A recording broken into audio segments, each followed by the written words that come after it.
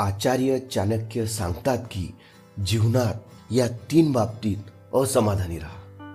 जीवनात काहीच कमी पडणार नाही. आचार्य चाणक्य जीवनातील समाधानी आणि असमाधानी बद्दल उपयुक्तता सांगतात. आचार्य चाणक्य सांगतात की जर तुम्हाला जीवनात चांगला काळ आणायचा असेल तर प्रथम तुम्हाला वाईट काळाशी लढावे लागेल. वाईट काळ माणसाची परीक्षा घेतो. या परीक्षेत उत्तीर्ण झालेल्या व्यक्तीला भविष्यात सुखाची किंमत कळते.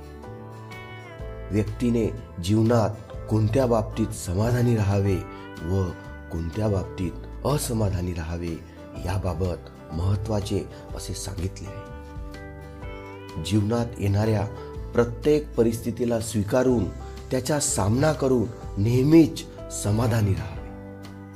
पण जीवनात अशाही काही गोष्टी आहेत त्या बाबतीत असमाधानी राहिले तर जीवनात व्यक्तीची प्रगती नेहमीच होत राहील. व्यक्तीने जीवनात नेहमी शिकत राहिले पाहिजे. शिक्षण आणि नवीन ज्ञानाच्या बाबतीत असमाधानी असावे. जीवनात जितके तुम्ही ज्ञान शिक्षण आत्मसात करत राहाल तितकीच तुमची प्रगती होत राहील, यात काहीच शंका नाही. व्यक्तीच्या जीवनात आध्यात्मिकतेला सुद्धा तितकेच महत्त्व आहे. म्हणून आपल्या देवतांच्या भक्तीत तल्लीन राहावे. त्यात नेहमी गुंतून जावे.